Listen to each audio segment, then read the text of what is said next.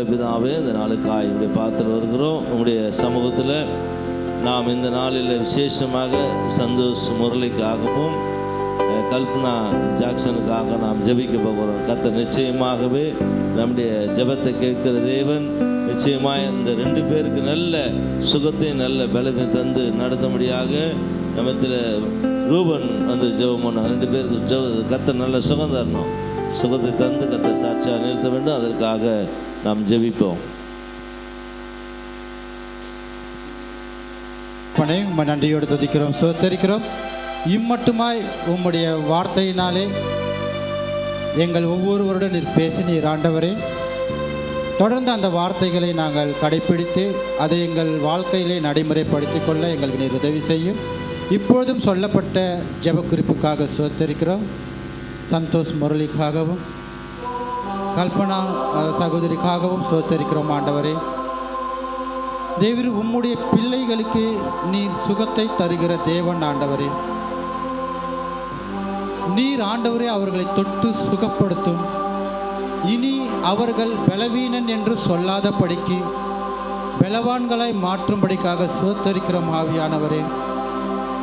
உம்முடைய நாமம் யெகோவா ராஃபா என்று சொல்லப்பட்டிருக்கிறது. யெகோவா ராஃபா சுகம் தருகிற தெய்வம் நீர் அல்லவா ஆண்டவரே. அந்த இருவருக்கும் நீர் சுகத்தை கொடுத்து பலத்தை கொடுத்து ஆரோக்கியத்தை கொடுத்து சபைகளிலே ஆண்டவரே பலவான்களாய் மாற்றும்படிக்காக சோத்தரிக்கிறோம்.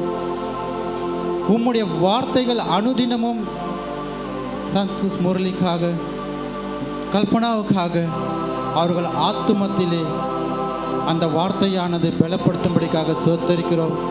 மனுஷன் அப்பத்தினால் மாத்திரமல்ல, கர்த்தருடைய வாயிலிருந்து புறப்படுகிற ஒவ்வொரு வார்த்தையினாலும் பிழைப்பான் என்று எழுதியிருக்கிறபடி உம்முடைய வார்த்தையினாலே அவர்களை பலவான்களை மாற்றும்படிக்காக ஜெபிக்கிறோம்.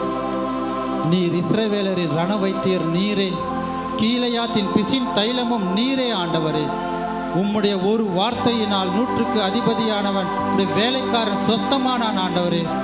உம்முடைய ஒரே வார்த்தையினாலே ஆண்டவரே லாசரு மரித்த லாசரு உயிரோடு எழுந்து வந்தான் ஆண்டவரே. உம்முடைய வார்த்தையினாலே ஆண்டவரே குருடர்கள் செவிடர்கள் மூடவர்கள் எல்லாரும் நடந்தார்கள் ஆண்டவரே.